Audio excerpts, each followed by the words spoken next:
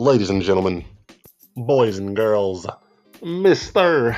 and Lady, it's your boy Germ, and you are tuned into Kinetic Aesthetic, and it's Media Review Wednesday, y'all.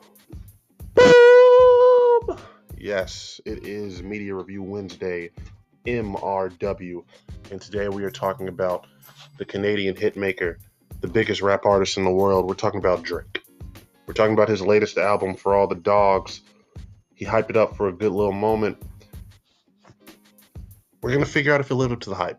Now, it's been a lot of discourse. He's been going back and forth with motherfuckers. He's been sending shots. He went crazy on Joe Budden after he came out and talked down on it. So we're going to see, is Drake right to be in his feelings over this? Is this the album that is worth to just really go hard on motherfuckers about? We're going to find out about that and so much more after a word from our sponsors. So go ahead, get yourself some popcorn, get comfortable, and stay tuned because Kinetic Aesthetic is just about to get started. And Germ, meaning me, is about to tell y'all all about this album. So stay tuned. Hey there. Do you ever feel like you're getting old? Do you ever feel like the days are just slowly melding into one another and you can't really tell which one is which anymore? Like you can't remember if it's Monday or if it's Thursday, or if it's February or if it's June, or if it's 2022 or if it's 2025. If you start to go through that feeling of just feeling like you're too old or just feeling like your best days are getting behind you, maybe what you need is a pep boost, and maybe what you need to do is read a book about someone else and their trials and their tribulations and their experiences as they grew older, as they became their own person. And you can do that by reading the good book made by my amazing sister-in-law, Lucy Smalls. The book is called Margie Wadsworth's Unforgettable Senior Year. As you can tell by the name, it's all about her senior year of high school, loosely based. It's not exactly it. It's not 100% one-to-one, but it's loosely based. But it's an amazing story just about all the trials and tribulations she had to go through, all the juggling she had to do between family, responsibility, schoolwork, love, all of that. And this was before she had even got to college and met my brother. So this is a story that if you have any woman in your life that just wants to read something that's going to relate to her, that's going to connect to her and her growth, this is the story for them. I'm going to tell you right now, whether she be young, whether she be older, get this book. This book is going to make a big impact on a woman in your life. They're going to love to have this present. I know a lot of my listeners are male, but get this book for the important woman in your life. She will appreciate it. And you know what? I'll be honest with you. You might want to read the book your damn self because it's just a damn good book. Go do it. For All the Dogs, Drizzy Drake, let's talk about it. Well, to start off with, I really like this on the first listen. I legit was texting people yo, this is one of the best albums that Drake has dropped and I don't know when. This is top 5, damn near top 3 for me in terms of Drake's discography. I really was feeling it. And that's because I just think the highs that are on this album are extremely high. I think that regardless of whatever type of Drake that you like, there is something for you on this album. There's international Drake with the song with Bad Bunny. There's bars Drake with 8 AM in Charlotte. There's the singing Drake with Painting the Picasso. There's literally every type of him that you could be wanting on this album. And the only problem that I have with it, and I think this is the crux, and I'm going to get into this as we talk about it more, but it's the highs are so high that if you don't really pay attention and you don't really listen as close as you need to, like I did on the first one, because I was listening to that shit at work, you're only going to hear the good stuff and you'll sort of get lost and you won't remember the fact that there's 20 whole songs on this album. I like 10 songs out of a 20 song album. And the thing about it is, the other 10, I don't want to ever go back to. There's certain songs on that album where even not all of them are really oh no, this ain't good. It's just no, this is just not it. This is the same shit that I've been getting from Drake on different albums that I could just get anywhere else. And what's crazy is that as I really sat and thought about it, even the songs that I really like are shit that I can it's not this is just a completely different sound from him. I have to really be real with myself at this point, y'all. I think we have to really just sort of come to the realization that Drake is never going to be the motherfucker that comes out with his magnum opus. He's never going to give us the overall high quality project that we can get from a Kendrick Lamar or a J. Cole. He never will. It's not going to happen. He is a great rapper.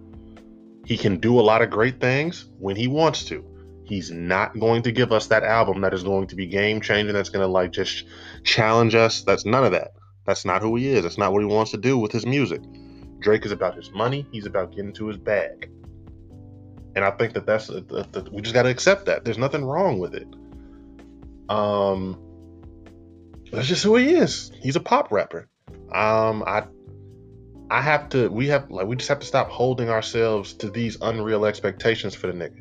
Because once you accept the fact of who Drake is and just realize that he's about his numbers, he's going to give you great, catchy, earworm music.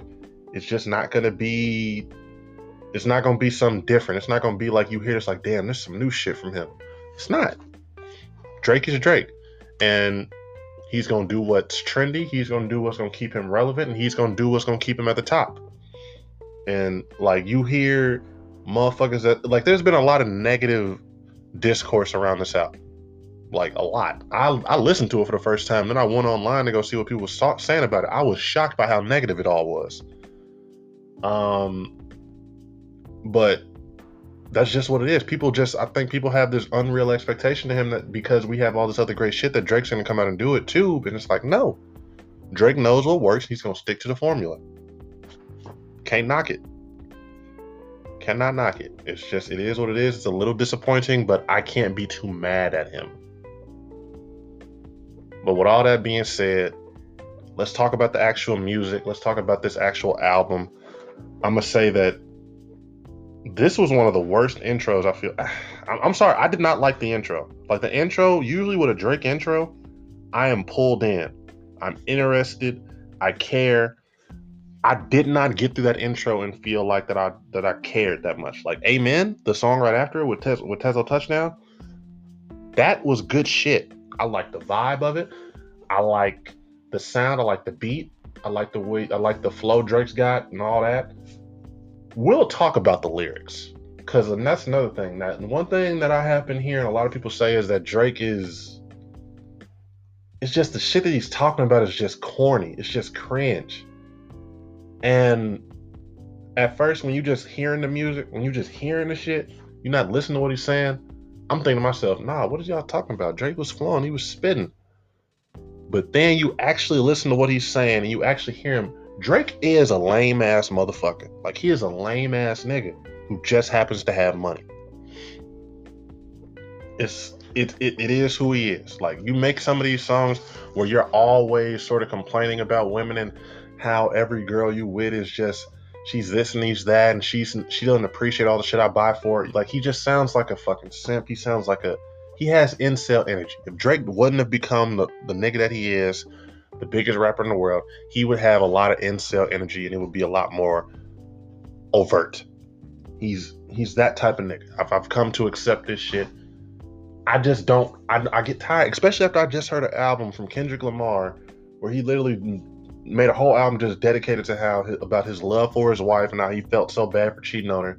Just actually admitting your faults compared to Drake, who just, it feels like everything that goes wrong is always somebody else's fault. He's always still focused on niggas that's hating on him and shit like this because he's at the top. It's like, bruh, we heard this. We heard this on so many different albums from you. At a certain point, nigga, stop caring. Stop fucking caring. Like, the whole chip on your shoulder shit that like motherfuckers that are successful have to do, that works in sports. It works for business. I don't want to hear about this shit in your music. Not for the millionth fucking time. After a while, it's like, nigga, I can't compare to you. This man makes rap songs about shit that most of us cannot really, like, we don't understand what you're talking about. It's like on The Ride when he said, they just keep on saying that they feel you, nigga. Like, yeah, we're not even saying that anymore, Drake. Nobody feels you. Nobody. Yet you're always complaining about all this different, like, mundane shit. And to be quite honest with you, when I actually did start to listen to some of these songs and to hear what he's saying, it just made me not want to listen to some of them, even the songs I like. It's something that he's got to work on. He needs to get outside of his regular group of writers or whatever he's doing, or just experience some new shit. Go see a therapist. Go do something different with your life, bro. There's no reason for you to be this upset at all these different women. And stop talking about Rihanna. But back to the music. I'm sorry, I had to get that rant out of there. But the music, Calling for You, again, that's another one. That's actually the weakest song I've heard him make with 21 Savage. It was weak as hell. And I'm pretty sure that's the one that had that long ass interlude of the girl complaining about a vacation. Goes back. I'm not even gonna say anything else about that. Drake I feel like he makes shit and then thinks that everybody else is gonna get that and think it's dope, when it's like, bro, this is only gonna be like relatable or cool to motherfuckers that are millionaires like you.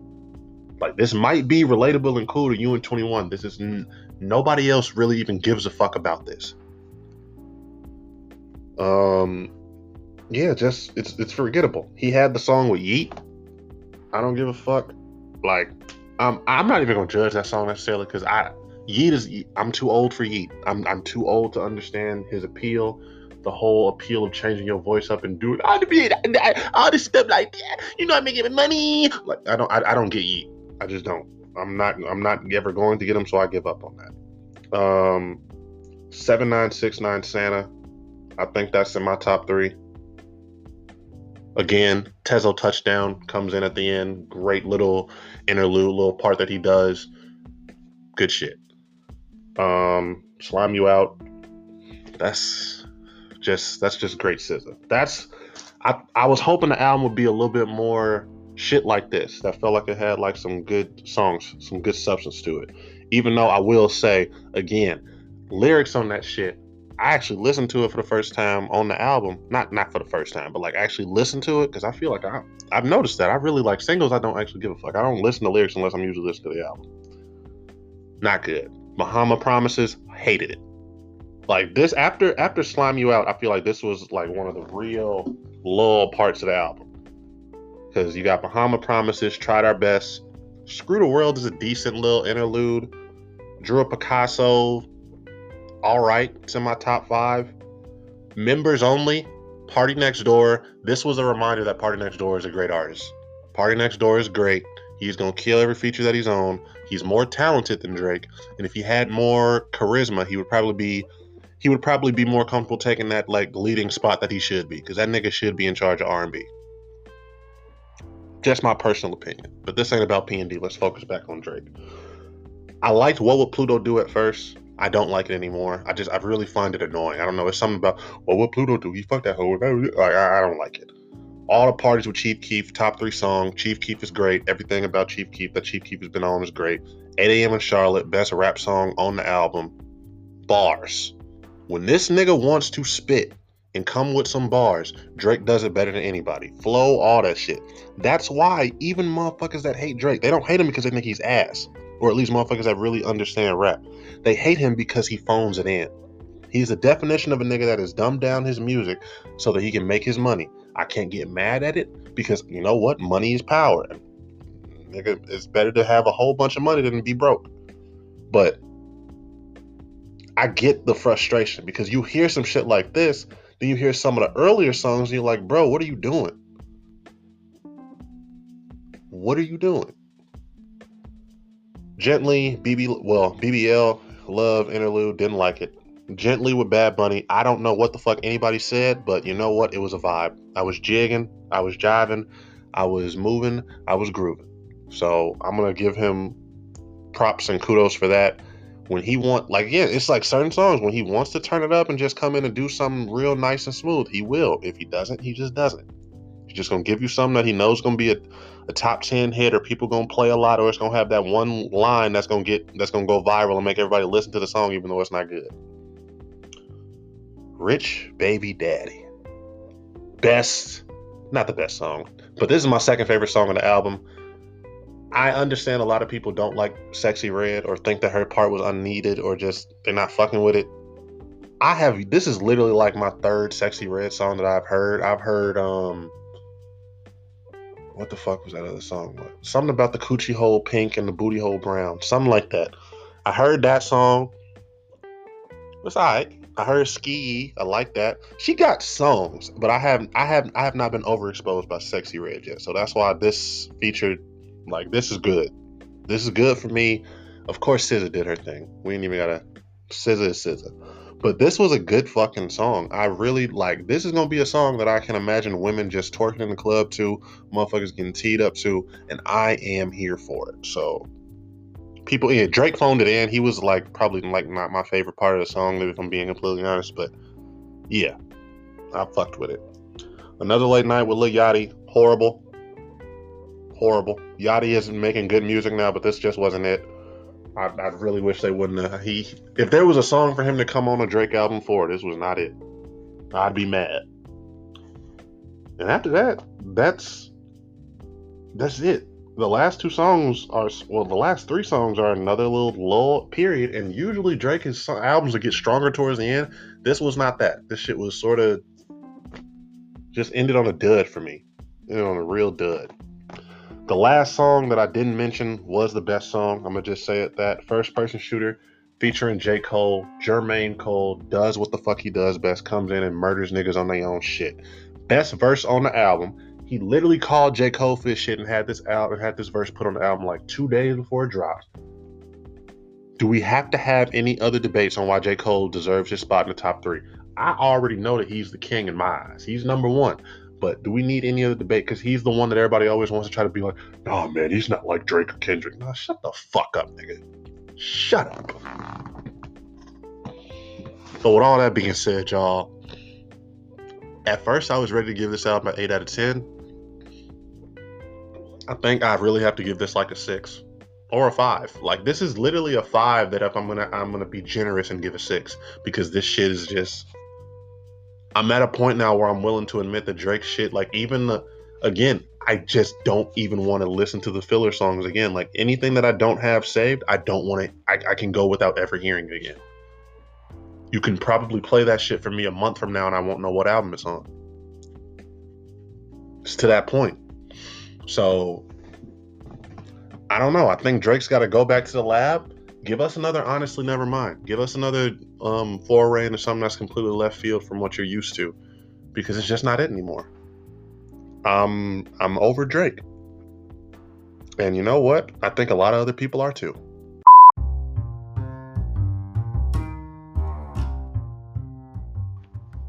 Ladies and gentlemen, if you've been listening to the show from day one, I think you already know about Body Butter. One of the dopest products made by one of the dopest people I know, and I know a lot of dope ass people. And I just came here to tell y'all, you need to buy it if you haven't already. Yes, when I first started promoting it, Body Butter just had a couple of scents, couple of sort of more female-oriented scents. I'm here to tell you right now, shit's not the same anymore. She's got a whole bunch more men's scents. She's got a whole bunch of different collections that she's either working on or she's got out right now. I'm telling you right now, get in tune, stop sleeping. Make sure you go and check out her over at Instagram at Body Butter. That is butter with two A's at the end of it. Just go check this shit out. This shit keeps my skin silky smooth. I don't have to do too much. It will last you a good long fucking minute. It's everything that you need in a better Vaseline and a better lotion type of product. Stop sleeping. Go get you some Body Butter right now. Go make sure you follow her again over at Body Butter on Instagram. That's Body, BODY, BUTTAA. Make sure you go check her out. And once you DM her about your order, just make sure you say, Germ sent you.